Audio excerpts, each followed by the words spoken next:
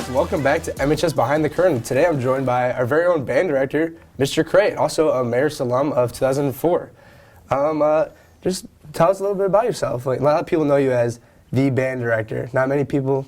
Tell us a bit about your background. Like you said, I graduated from Marist in 2004.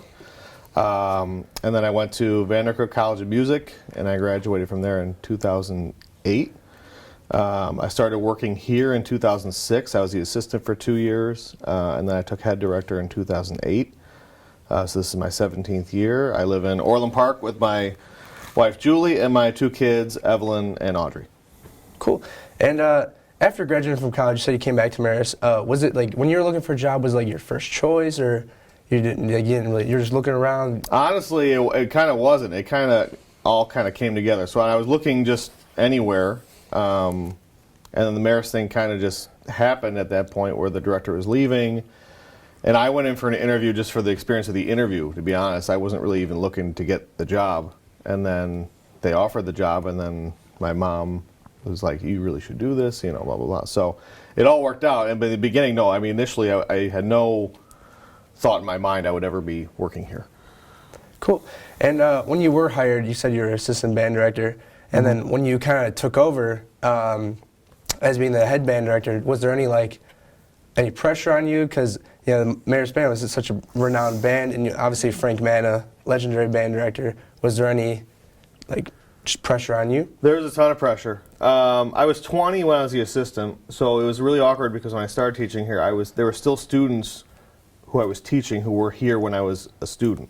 So I had to start teaching that. But when I took over, the band wasn't in the best spot at the moment, and I was only 22. I had no idea what I was doing, as most teachers don't when they start. So you're just kind of figuring stuff along as you go. There was a lot of pressure, but at the same time, you're so into it, you don't really even know what's going on. You're just trying to get through each day and make it something. So we got through it, but it was a little rough to start. When you became even when you were assistant and you kind of transitioned to the head band director, was there any changes that you felt, what has changed from now until back then? What changes have you implemented? A lot. Even simple stuff, just the way the band room runs, just stacking chairs and, as far as the marching show and all that, it's pretty much the same as when Mr. Manna did it from when he started. It's the same kind of show. I've kind of implemented more on the concert band realm, trying to do a little more difficult pieces, a little more variety. I try to build more kind of family spirit in the band. When I took over, initially it wasn't the best at that time, so I've really tried to kind of implement a lot of that. But mostly it's been, obviously the music, we've been trying to push that in a more challenging direction and being more seen in the school. I think people most of the kids don't know where the band room even is or that we exist. So it's kind of just making us known in the band, like we're at rallies, we're marching through the halls or whatever. So just making it known that we're here too. Well, I do have to agree that a lot of people seem to know that what the band is like. Every time I'm in the band, every time we perform, everyone seems to love it, and it's a great environment. And kind of transitioning to this year with marching, how do you think that this marching season has gone as a whole for the band? I think this one went well. Last year it felt like after the pandemic it was transitioning, learning how to do everything again with most of the band. This year it was like the first year I felt like we were, okay, it's kind of back to normal-ish. Most people know what's going on. We were organized from the start. We had good senior leaders and squad leaders in the section, so I thought it was a good marching season. Cool. And a lot of people come to the football games, obviously, and they see the band and they see us perform and stuff, but a lot of them don't really know what goes into creating those shows, like choosing the music, creating the formations. What's the process for all of that? When does it start? So we start picking music in usually March of the school year before. So we'll start picking it. I will usually put a list together of about 15, 20 songs. The students vote on the songs, what we're going to do in the halftime show, do the votes. We have to buy the music, Obviously rehearse and work up the music, which takes quite a bit of time in class. Formations and the stuff on the field, that usually takes me about 2 weeks of 8-10 hour days of just doing drill on the computer and doing the math and figuring out where everybody's going to go, when it's going to work. And then we start band camp. We have 4 band camps over the summer, starting in June, and that ends in August. And then we should be ready to go for the school year. That's the idea. Cool. And you obviously spend a lot of time at Marist. Even from my experience, we had to go on all the band tour. We're gone for a week. All those parades we had to come in early for, random events.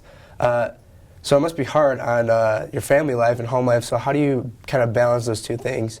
And it is tough. My wife's a teacher too. She teaches high school in Manuka High School. So it is a tough balance, and I mean, she understands that, you know, the band thing's not just a 9-to-5 standard job. There's a lot of out of school stuff. So luckily, when we started dating, she kind of figured that out.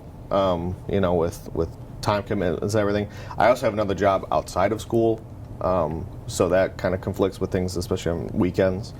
But she's great. She's really patient with me. My kids are 5 and 3, so they're young. I mean, even last night I was here till about 8:30. It's tough on them because I didn't see them before bedtime, kind of thing. So it is tough. My wife does a really good job, and on the weekends, or anytime I'm there. I'm doing everything. I'm trying to just be there in the moment, and, you know, playing with the kids or doing whatever we got to do.